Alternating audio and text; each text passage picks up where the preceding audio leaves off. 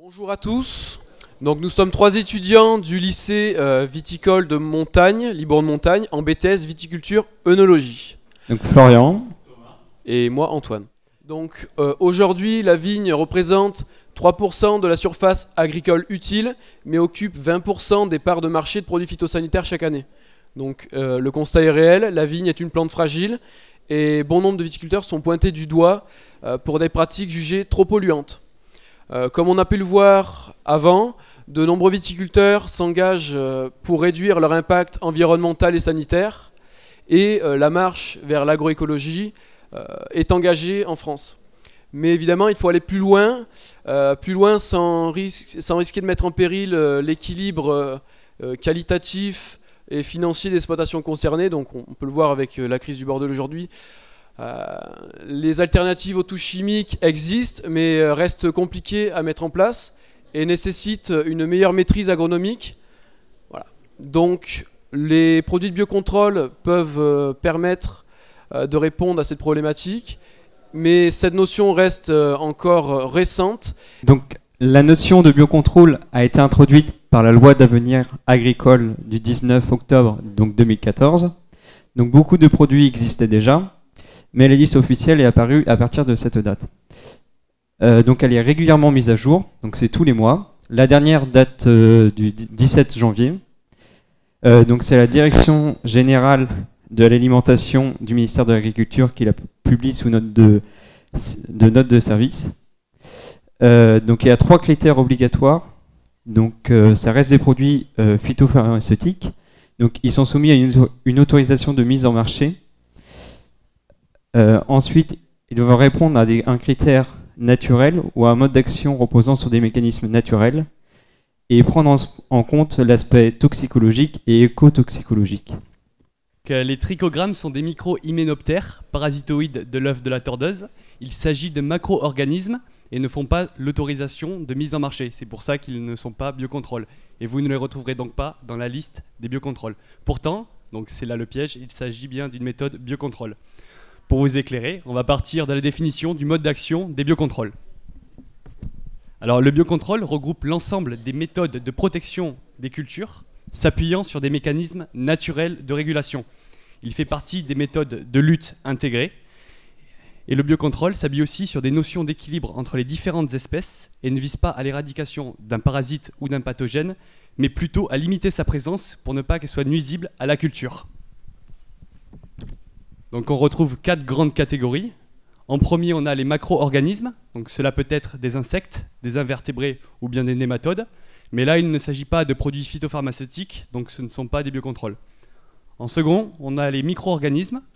Il s'agit de bactéries, de levures ou bien de virus. Par exemple, en viticulture, nous utilisons les bacillus contre le botrytis ou bien les tordeuses de la grappe. En troisième, on a les médiateurs chimiques. Donc cela peut être ce sont des molécules de communication ou de comportement sexuel. Par exemple, on va utiliser les phéromones pour écarter les populations de tordeuses de la grappe. Et pour finir, nous avons les substances d'origine naturelle. Il peut s'agir de substances végétales, animales ou bien minérales. Et par exemple, on va utiliser le soufre, les huiles essentielles d'orange ou bien les phosphonates de potassium. Et là, on va voir sur le schéma suivant le fonctionnement. Donc alors nous avons plusieurs fonctionnements.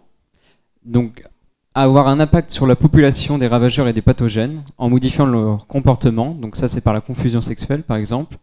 Ensuite, on peut créer un milieu défavorable à ceci en influençant sur l'environnement par des barrières, la répulsion ou par compétition. Ensuite, on peut avoir une action directe, donc comme le limocide, et donc créer une toxicité. Sinon, on a aussi la stimulation des défenses naturelles.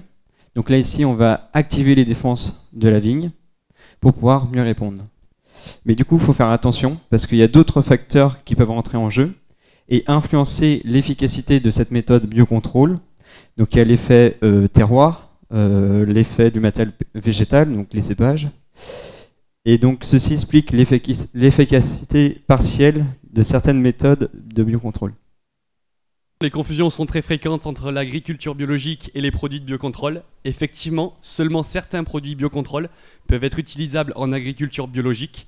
Par exemple, on va utiliser le soufre comme produit de biocontrôle en agriculture biologique, alors que les phosphonates de potassium sont des produits de biocontrôle, mais pas utilisables en agriculture biologique. D'autres confusions sont aussi possibles entre les biocontrôles et les biostimulants. Les biostimulants appartiennent à la catégorie des matières fertilisantes et ne sont donc pas des produits phytopharmaceutiques et ne font pas partie de la liste des produits biocontrôle. Et la dernière confusion peut être entre les biocontrôles et les stimulateurs de défense de la plante ou stimulateurs de défense naturels. Eux peuvent être classés biocontrôle ou non. Il n'existe aucun logo biocontrôle que l'on pourrait apposer sur une étiquette de vin, car il s'agit bien d'une liste de produits et non pas d'une certification de mode de conduite d'une exploitation.